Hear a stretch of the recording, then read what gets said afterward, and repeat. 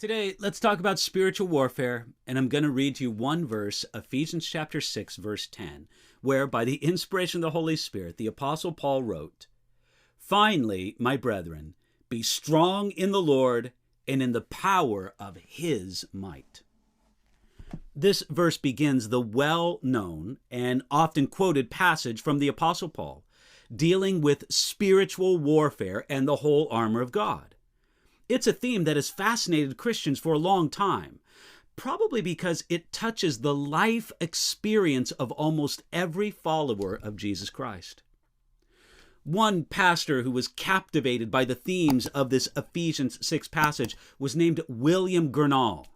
Starting in the year 1655, he published his book, The Christian in Complete Armor. It was an explanation of Ephesians chapter 6, verses 10 through 20. In his dedication in that book, he described his book as a mite and a little present. But that book takes up 3 volumes, 261 chapters, and 1,472 pages, all on these 11 verses. I am impressed by how William Gurnall subtitled his book. Again, the title of the book is The Christian in Complete Armor. Here's the subtitle.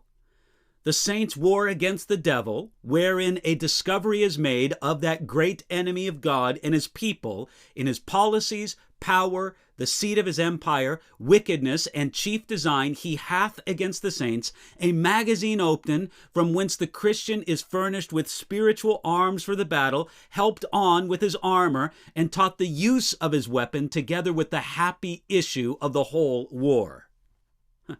That was just the long subtitle to his book. It wasn't the book itself. Now, our time looking at Ephesians chapter 6 certainly will not compare to Gurnall's work. But we can start by noting that Paul began this section with the word finally. This means that this comes at the end of the letter to the Ephesians, a letter in which Paul carefully established our privileges and our place in Jesus Christ, and then explained the basics of the Christian walk. This was Paul's last section dealing with the Christian walk. We can say it this way. The foundations for success in spiritual warfare and our entire Christian walk are the truths and principles taught to us in the previous sections of Ephesians. Everything about our spiritual battle comes finally. In other words, in light of all those things.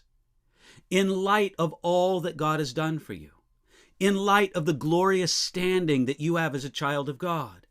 In light of his great plan of the ages that God has made you part of. In light of the plan for Christian maturity and growth that he gives to you. In light of the conduct God calls every believer to live. In light of the filling of the Holy Spirit and our walk in the Spirit. In light of all of this, all of those themes previously dealt with in Paul's letter to the Ephesians, in light of all of this, there is a battle to fight in the Christian life. Some Christians get excited about spiritual warfare and want to rush into it. But before you launch out into spiritual battle, give attention to the basics, the foundations of Christian living, who Jesus is, and what he has done for you.